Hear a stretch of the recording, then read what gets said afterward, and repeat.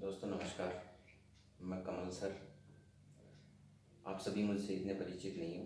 मैं पहली बार यूट्यूब पे आया हूँ और संसाधनों का अभाव होने के कारण एक एलसीडी जिस पे लगती है उस बोर्ड के ऊपर मैं आज आपकी क्लास चलाने जा रहा हूँ। और यूट्यूब पे आने के लिए मुझे मेरे बेटे ने काफ़ी प्रेरित किया। उसके बाद में मैंने भी ये सोचा कि हाँ, क्यों नहीं एक ऐसा प्लेटफॉर्म जिस पे बच्चे आसानी से सीख सकें, ऐसा प्लेटफॉर्म उपलब्ध करवाने के लिए ही मैं यूट्यूब पे आया हूँ। इसके अलावा मेरा कोई ख़ास उद्देश्य नहीं है। दूसरा, मैंने देखा है दोस्तों, काफ़ी यूट्यूब वाले चैनल हैं जितने भी, वो जो भी कंटेंट डालते हैं, जो भी चीज़ पढ़ाते हैं, यूट्यूब पे बहुत ही ऊपरी स्तर का पढ़ाते हैं।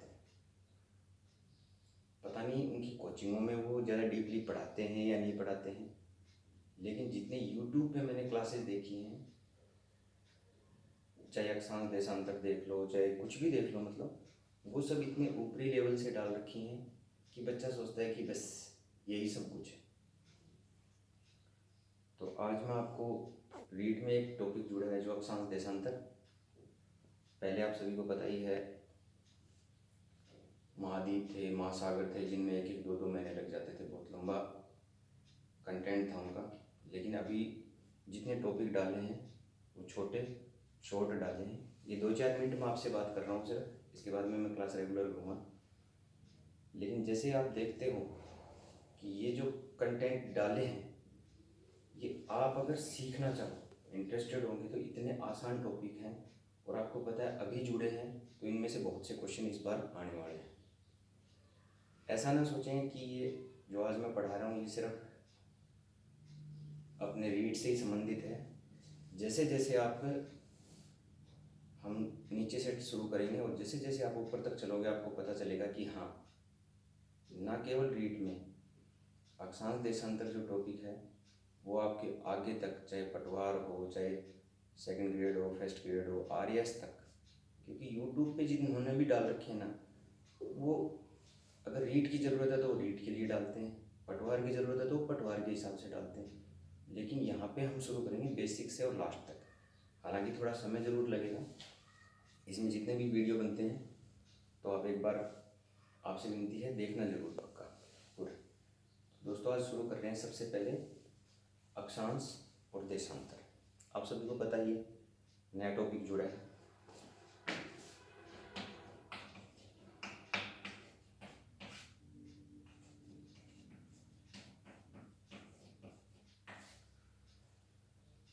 दोस्तों अक्षांश देशांतर में भी आज हम सबसे पहले अक्षांश को ही पढ़ेंगे।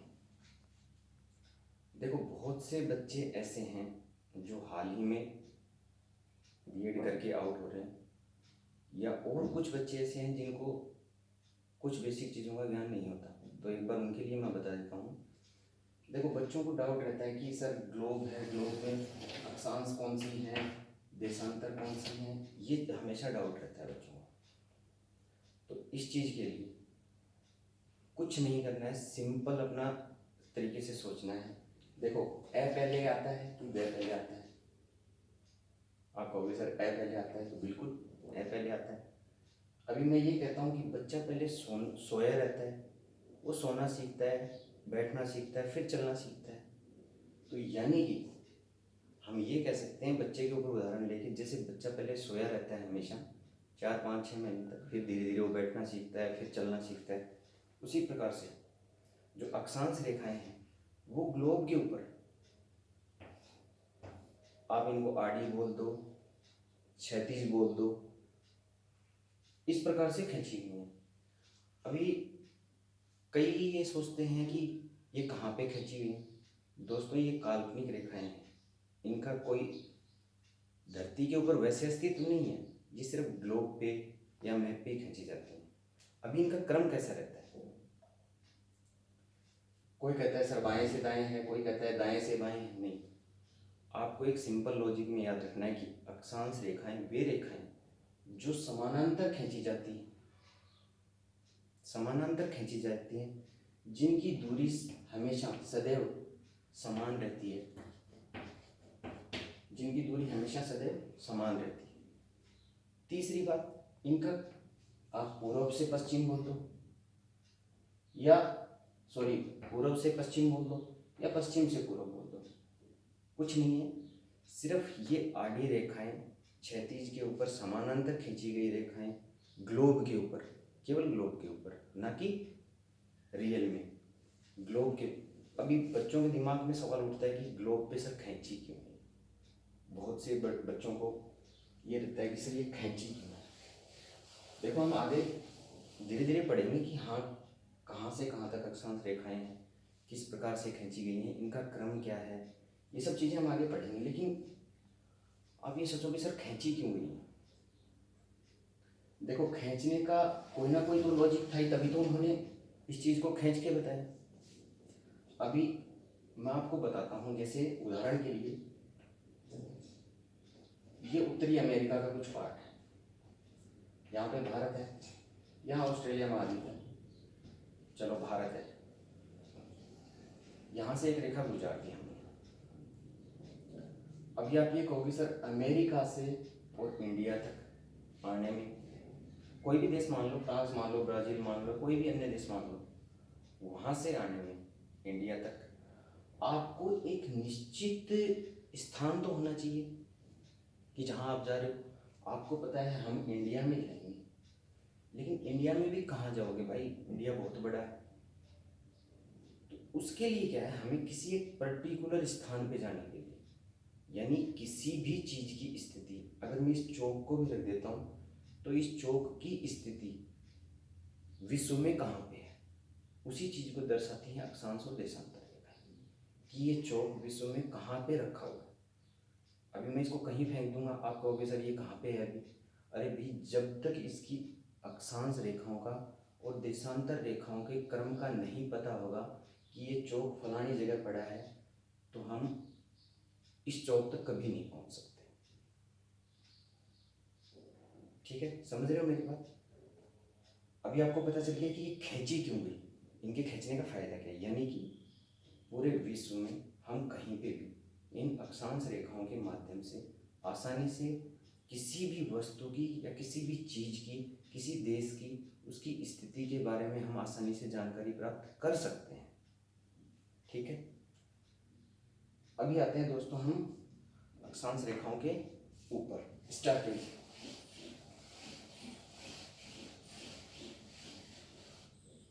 यूट्यूब के ऊपर पहला चैनल वो वीडियो है, आज से शुरुआत है, और आप लोगों का साथ रहा तो निश्चित ही मेरे एक दोस्त ने और मेरे बेटे ने प्रेरित किया, इसलिए मैं आज आ गया हूँ। चलो बात करते हैं दोस्तों, बिना टाइम खराब करें।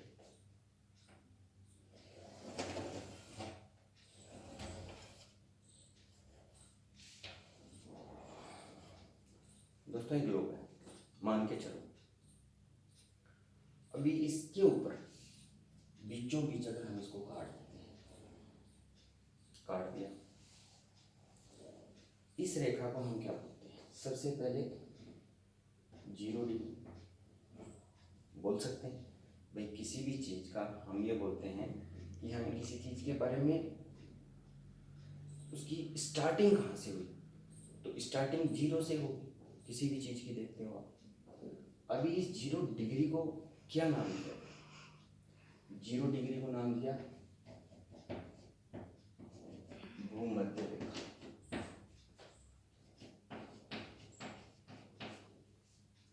इक्वेटर बोल दो,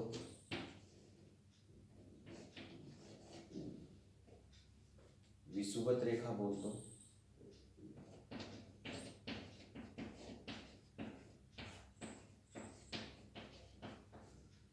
तीनों में से कुछ भी बोल दो।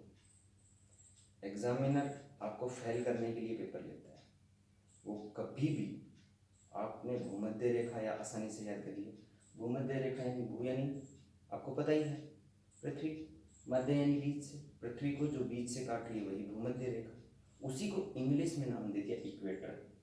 तो इक्वल मतलब क्या होता है, बराबर, बराबर मतलब जो दो चीज़ों को बराबर भागों में बांट दे, और विषु का मतलब होता है समान, यानी कि पृथ्वी को दो समान भागों में बांटने वाली रेखा ही क्या है, विषुवत रेखा है। दोस्तों यहाँ तक सारी चीज़ें सब बताते हैं, आप इसको ध्यान रख लेना, मैं मिटा रहा हूँ एक बार के लिए, नहीं तो ज़्यादा हो जाएगा।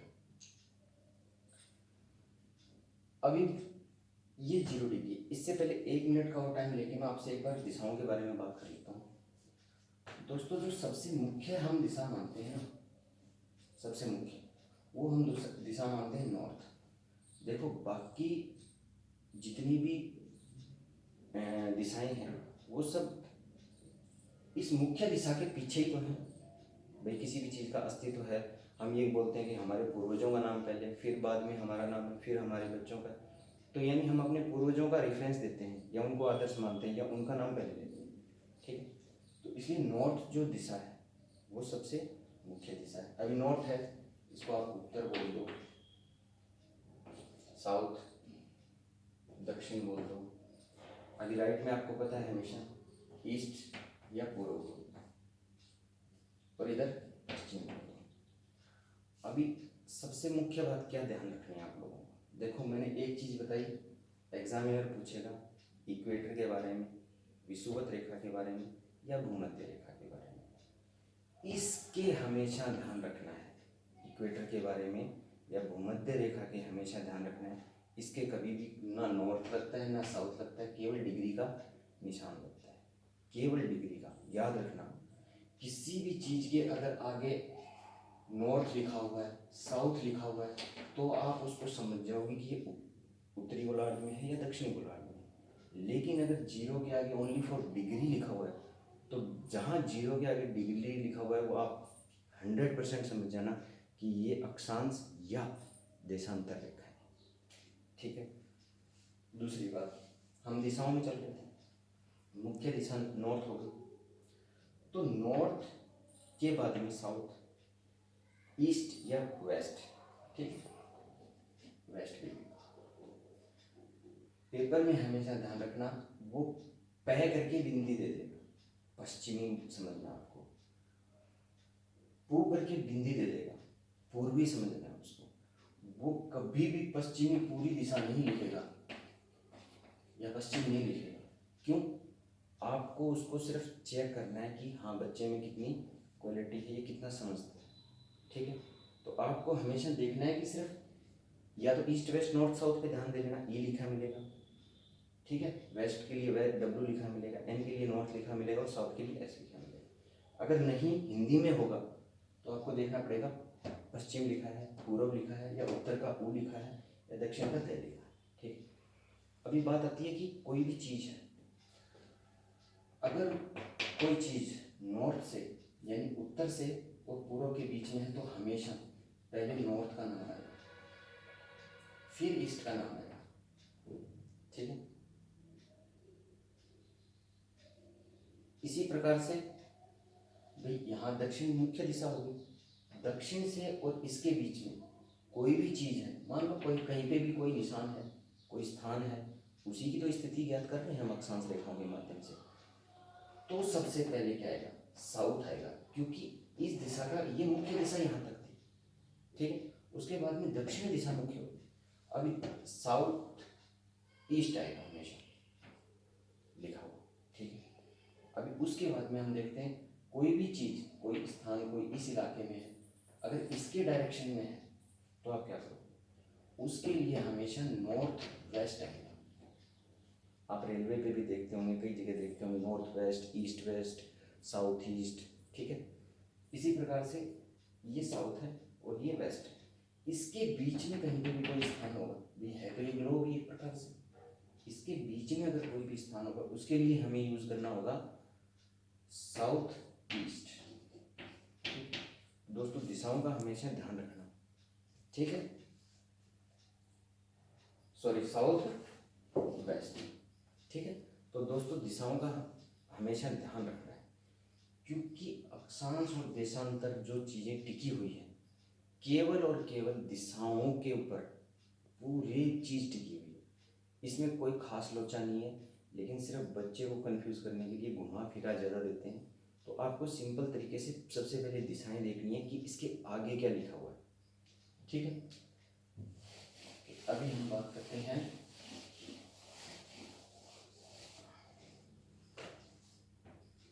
एक बार फिर रिवाइज कर रहा हूँ, 0 डिग्री बोल दो, भूमध्य रेखा बोल दो, इक्वेटर बोल दो, विषुवत रेखा बोल दो, कोई फर्क नहीं पड़ रहा। मेरे को कमल बोल दो, दोस्त बोल दो या भाई बोल दो, कोई फर्क नहीं है, ठीक। तो आपको समझना है इस चीज़ को। अभी देखो बच्चों, कईयों के दिमाग में आती है कि ये 0 डिग्री है, इससे हमेशा ऊपर चलेंगी तो डिग्रियां प्लस होंगी, और 0 से नीचे चलेंगी तो डिग्री प्लस होगी, बढ़ती जाएंगी क्रम। यानी भूमध्य रेखा से जैसे जैसे हम उत्तरी गोलार्ध में उत्तर की तरफ चलते जाएंगे तो अक्षांश रेखाओं का क्रम बढ़ता जाएगा। इसी प्रकार से भूमध्य रेखा से जैसे जैसे हम दक्षिणी ध्रुव की तरफ या पोल्स की तरफ जाते जाएंगे तो इनकी क्या होगा, नीचे की तरफ प्लस होती जाएंगी डिग्रियां हमेशा। इस चीज़ को ध्यान रखना। अभी आप ये कहोगे कि सर यहाँ से 0 से क्यों नहीं शुरू कर दिया, ठीक है, यहाँ से 0 से क्यों नहीं शुरू कर दिया। लेकिन देखो दोस्तों, ये पूरी एक पृथ्वी है, जैसा आपने ग्लोब पे देखा होगा, हालांकि मेरे पास ग्लोब नहीं है, उसको अगर बीचों बीच बांटा गया है, पूरे विश्व को 2 भागों में बांटा गया है, 2 गोलार्धों में बांटा गया है, तो वहीं से वो चीज़ शुरू होगी। अभी देखो कोई चीज़ मैं आपको बताता हूँ, ये 0 है, स्केल मान के चलना, यहाँ से आप इस साइड बढ़ते हो 1 2 3, ये सब प्लस के होते हैं। अगर आप यहाँ चलते हो -1, ये लो -2 -1 -3, इसी प्रकार से होते हैं, आप देखते हो। तो क्या 0 से और यहाँ कहीं 1 डिग्री आएगी, क्या उसके बीच में डिग्रियाँ नहीं हैं? निश्चित तौर पे, लेकिन वो पूरी 1 डिग्री नहीं है।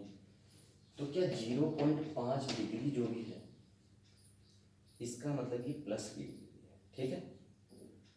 इसी प्रकार से क्या 0 से नीचे माइनस में क्या डिग्रियाँ नहीं होती हैं? यानी 0 अपने आप में भूमध्य रेखा है दोस्तों, ये बांट रही है, ये उत्तरी गोलार्ध को बांट रही है और दक्षिणी गोलार्ध को बांट रही है, ठीक है।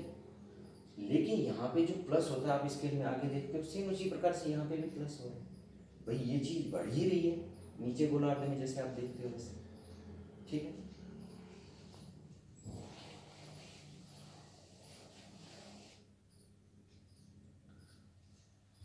समझ गए, नीचे की तरफ हमेशा बढ़ेगी, सेम इसी प्रकार से ऊपर की तरफ बढ़ेगी। चलो मैं थोड़ा सा ठीक बना देता हूँ, बिल्कुल आप ये कहोगे कि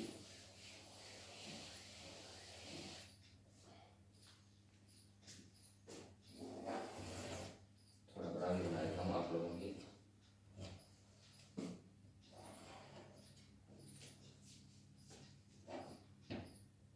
इक्वेटर के लिए मैंने E लिख दिया, ठीक है, भूमध्य रेखा के लिए भूमध्य लिख दिया, ठीक। अभी बात करते हैं दोस्तों ऊपर की तरफ। मैंने आपको पहले ही बताया नॉर्थ और साउथ के हिसाब से, ठीक है। अभी यहाँ पे अक्षांश रेखाओं के संदर्भ में, फिर बोल रहा हूँ, अक्षांश रेखाओं के संदर्भ में आपको सिर्फ नॉर्थ साउथ पे ही ध्यान रखना है, यानी उत्तर और दक्षिण पे ध्यान रखना है। क्यों? केवल 2 भागों में बांटा गया है, ठीक है, केवल 2 भागों में बांटा गया है। यहाँ पे जहाँ पे भी अक्षांश का नाम आए वहाँ पे आप ईस्ट और वेस्ट को भूल जाना कुछ समय के लिए, ठीक है।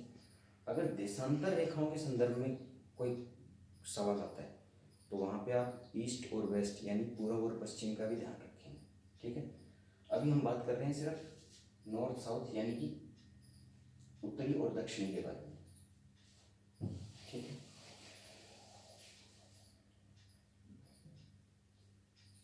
अक्षांश पता चल गया आपको, समानांतर रेखाएं, जैसे बच्चा पहले सोया रहता है, लेटी हुई रहती है।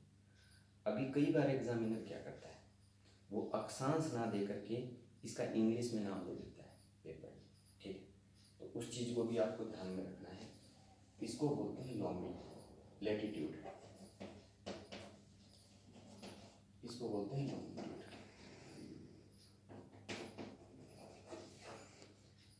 लैटिट्यूड लॉन्गिट्यूड, अक्षांश को लैटिट्यूड, देखो मैंने आपको बच्चे को उदाहरण बताया, यानी अक्षांश रेखाएं, पड़ी रेखाएं, आडी रेखाएं, लेटी हुई रेखाएं ग्लोब के ऊपर, साथ ही साथ जहाँ भी इंग्लिश में लेटीट्यूड नाम आ गया, लेटी यानी लेटी हुई, इसीलिए मैंने आपको बताया कि लेटने का उदाहरण ध्यान में रखें। बच्चों के माइंड में ये कई बार हो जाता है कि ये लेटीट्यूड है या लॉन्गिट्यूड है। ठीक है, लॉन्ग यानी खड़ी, जो लॉन्ग यानी लंबी, अरे भाई जो लंबा है वही तो खड़ा है, यानी कि लॉन्गिट्यूड वो रेखाएं, देशांतर रेखाएं जो खड़ी हैं ग्लोब। अभी लेकिन हम सिर्फ लेटीट्यूड की बात कर रहे हैं, तो आपको अक्षांश आ जाए, लेटीट्यूड आ जाए, तो आपको इस चीज़ को ध्यान में रखना है। ठीक, ओके। अभी बात करते हैं दोस्तों आगे। 0 डिग्री हो गया। मैंने आपको बताया इससे ऊपरी गोलार्ध में यानी उत्तरी गोलार्ध में चलेंगे तो यहाँ पे क्या होगा, ये दोनों जगह पोल्स हैं, आपको पता है, ठीक है, जिनको हम ध्रुव बोलते हैं। इन पोल्स के ऊपर 90 डिग्री, ये भी 90 डिग्री, ठीक है। यानी 0 डिग्री से उत्तर की तरफ बढ़ने पर 90 तक उत्तरी अक्षांश रेखाएं हैं, और 0 से दक्षिणी गोलार्ध तक जाने में 90 तक जाने में, यानी 90 डिग्री तक जाने में 90 अक्षांश रेखाएं, ठीक है। अभी बढ़ती कैसे हैं, कितनी बढ़ती हैं, देखो दोस्तों, मैं यहाँ पे 90 तक जाना है, इतनी लंबी तो हम बना नहीं पाएंगे, लेकिन कुछ मुख्य एक बार आपको बताता हूँ। जैसे यहाँ पे 1 डिग्री है, 1 डिग्री, चलो ये खींच दी मैंने 5 डिग्री उदाहरण के लिए।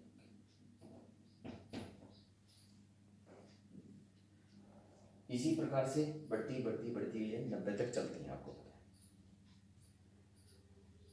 1 डिग्री खींचने का मतलब क्या है,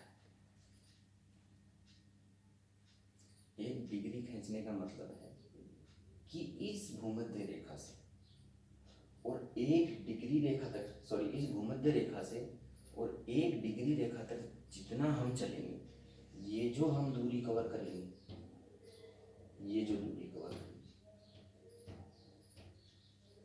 ये दूरी होती है 111 किलोमीटर, ठीक है। यानी 0 से 1 डिग्री के बीच में 111 किलोमीटर, 1 से 2 के बीच में 111 किलोमीटर, 2 से 3 के बीच में 111 किलोमीटर, और इसी क्रम में मैंने पहले बताया कि ये सारी रेखाएं क्या होती हैं, समानांतर होती हैं। भाई समानांतर होती हैं तो सीधी सी बात है, इनकी डिस्टेंस या इनकी दूरी कभी भी कम या ज़्यादा नहीं होगी, सदैव क्या होगी, समान ही होगी, यानी 111 किलोमीटर। अभी 1 डिग्री पे आ गए, 5 पे आ गए, इसी प्रकार से अपने 23.5 पे आ जाते हैं। अभी देखो दोस्तों, यहाँ पे वही चीज़ मैंने इसलिए शॉर्ट में लिखा था, 1 डिग्री जब लिख दिया तो इसके आगे हमेशा क्या लगेगा, नॉर्थ लगेगा, ठीक है। आप में से किसी ने पॉइंट नहीं किया, फिर भी मैं इसीलिए शॉर्ट में लिखा था पहले, 5 डिग्री नॉर्थ लगेगा हमेशा, 23.5 डिग्री नॉर्थ लगेगा। मैंने बताया सिर्फ एग्जामिनर जो भी पेपर लेगा, पूरा जो लफड़ा है, जो लोचा है, वो इसका है, इस पे जिसने ध्यान दे दिया ना साइड में, बस अक्षांश और देशांतर रेखाओं में वो 100% क्वेश्चन को सही कर दिया, ठीक है। अभी देखो दोस्तों कहाँ तक है,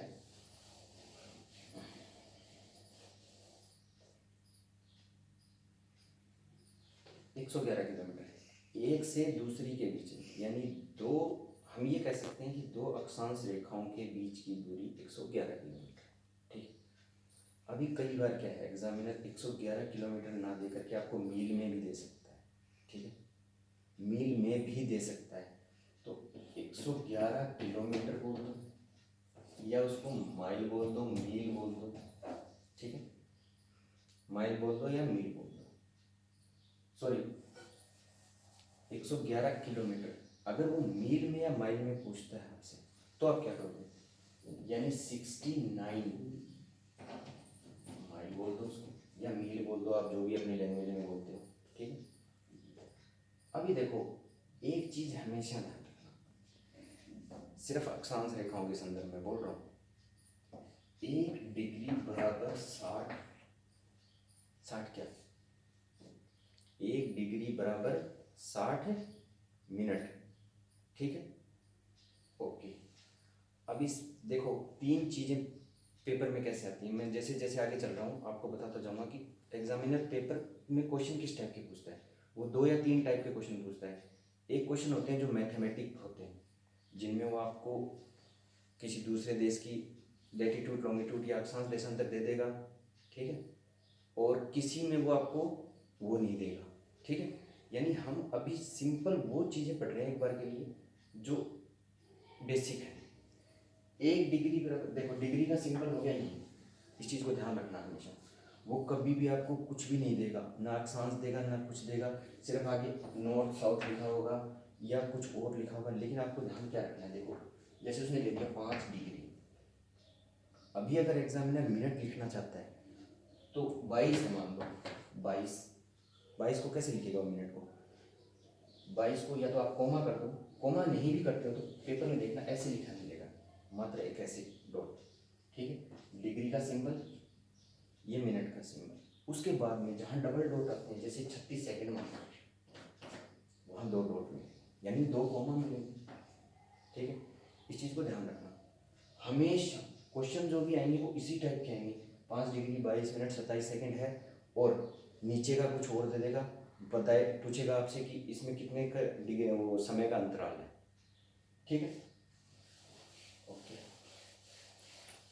अभी देखो मैंने बताया 1 डिग्री बराबर 60 मिनट, ठीक है, 1 डिग्री बराबर 60 मिनट। 1 मिनट, देखो मैंने निशान किसका बताया, 1 मिनट बराबर,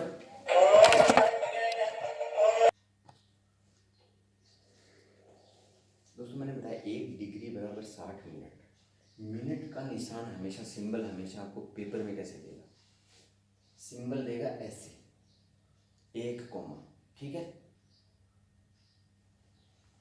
1 मिनट बराबर कितनी, 1 मिनट बराबर कितनी, 60 सेकंड, ठीक है। इस चीज़ को समझना दोस्तों, देखो बहुत मेन है, क्योंकि आगे जैसे जैसे आप सेकंड ग्रेड के, फर्स्ट ग्रेड के, आरएएस के या किसी के भी जैसे ही आप क्वेश्चन निकालोगे मैथमेटिकल टाइप के, तो उसमें क्या है आपके ये बहुत ही मतलब ज़रूरी रहेगा।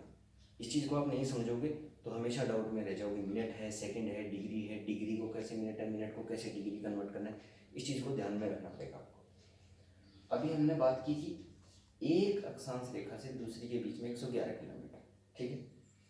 1 डिग्री बराबर 60 मिनट और 1 मिनट बराबर 60 सेकंड, ठीक। मैंने यहाँ पे क्या लिखा, मैंने यहाँ पे लिखा 111 किलोमीटर की दूरी होती है, उसको हम 69 मील बोल सकते हैं, ठीक है। यानी कि हम ये कह सकते हैं कि 69 मील या 111 किलोमीटर बराबर है, ठीक है। अभी देखो 111 किलोमीटर में, भाई 111 किलोमीटर है, आप 60 से भाग दोगे, एग्जामिनर क्या पूछेगा, एग्जामिनर कैसे पूछता है, देखो वो आपको किलोमीटर में पूछ रहा है, आप आसानी से बता दोगे कि हाँ 111 किलोमीटर होता है। वो मील में पूछ रहा है, आप 69 मील बता दोगे, ये 2 चीज़ें तो आप आसानी से याद कर लोगे, ठीक है। लेकिन अगर इसी चीज़ को वो थोड़ा नीचे पूछता है, क्योंकि उसको तो बच्चे का नॉलेज देखना है, सीधी सी बात है। अगर 111 किलोमीटर और 69, हाँ एक चीज़ ध्यान रखना, अगर मील पूछा है तो ओनली 1 मील का ही पूछेगा, यानी 2 अक्षांश रेखाओं के बीच का ही पूछेगा, इसके अलावा मील को वो कभी भी आधा नहीं पूछेगा, ठीक है। हाँ किलोमीटर पूछ लिया, अभी मीटर पूछ सकता है और उसके बाद में आपको सेकंड पूछ सकता है, ठीक है। यानी किलोमीटर और मीटर पूछ सकता है और सेकंड के बेस पे और नीचे की इकाई पूछ सकता है, ठीक है। जब हम किलोमीटर को आप जानते हैं, किलोमीटर यानी 111 किलोमीटर 60 से भाग देंगे तो 1.89 क्या हो जाएगा, 1.89, एक बार पोस्ट,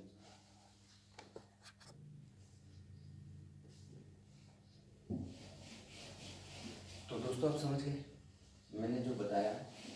अभी एक बार के लिए आपको मैंने किलोमीटर बता दिया, ठीक है, मील बता दिया। अभी एक बार थोड़ा सा नीचे की इकाई पे चलते हैं कि नीचे की इकाई में क्या होता है। देखो मैं एक बार इसको मिटा के और बड़ा बना रहा हूँ और सिर्फ छोटा दो ही रेखाओं के बीच में बना रहा हूँ।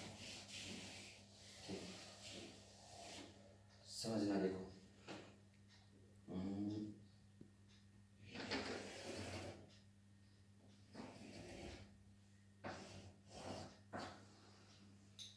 हम यहाँ से 0 डिग्री मान रहे हैं एक बार।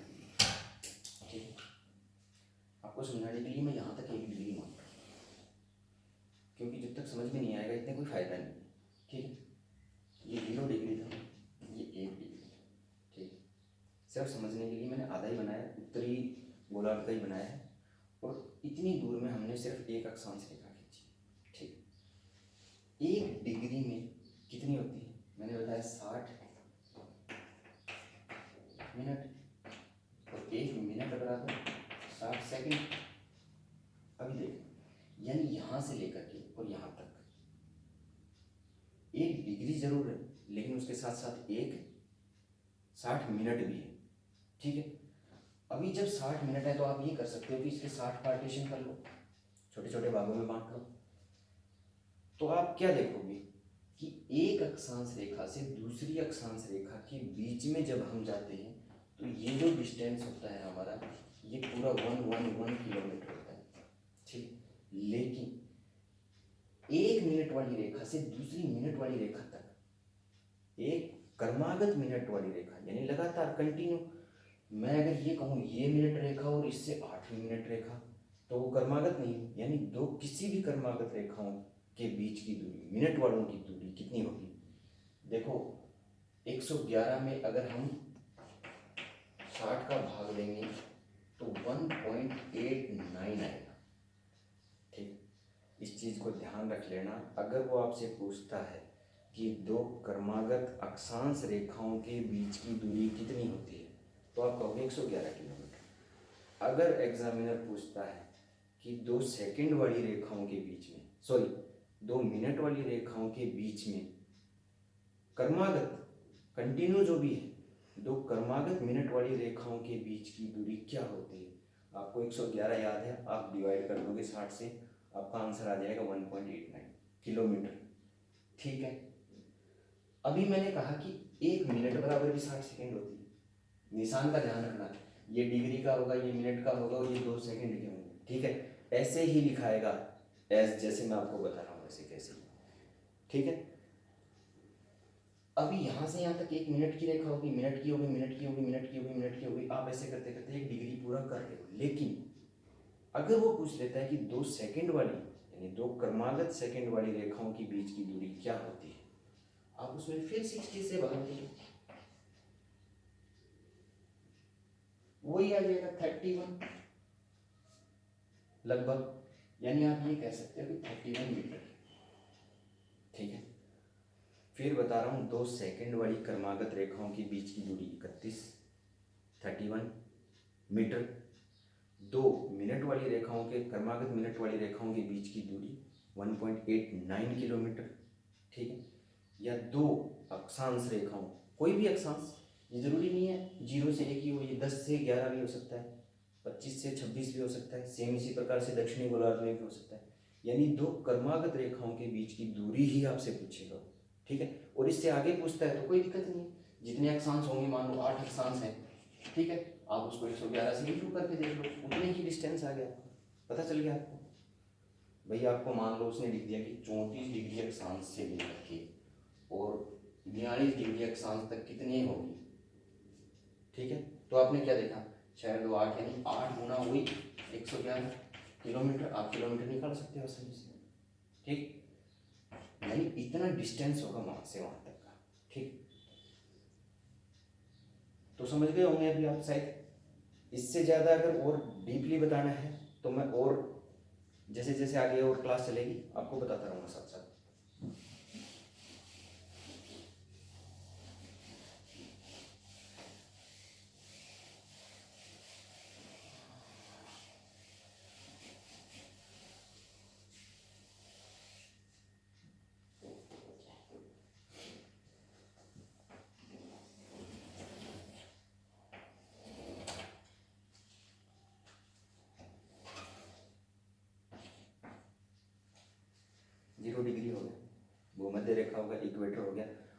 तरफ नॉर्थ हो गया या उत्तर हो गया, नीचे की तरफ साउथ हो गया, इसको कुछ हम बोलते नहीं, ठीक है। मैंने बताया इसके आगे कभी भी दिशा नहीं लगी। अभी ये बढ़ती बढ़ती बढ़ती बढ़ती बढ़ती कहाँ तक जाती है, 90 तक जाती है। मैंने बताया उत्तरी ध्रुव तक, यहाँ बढ़ती बढ़ती जाती है 90 डिग्री यानी कि दक्षिणी ध्रुव तक, 90 डिग्री साउथ तक, 90 डिग्री नॉर्थ तक। 0 से 1 आया, 1 से 2 आया, 2 से 3 आया, 3 से 4 आया, 4 से 5 आया, ठीक। यानी हमारे को अगर क्वेश्चन आता है कि ग्लोब पर खींची जा सकने वाली रेखाएं कितनी होती हैं, यानी ग्लोब पे कुल अक्षांश कितने होते हैं, वो एग्जाम में पूछता है कि ग्लोब पे अक्षांशों की कितने अक्षांश होते हैं। देखो अगर एग्जाम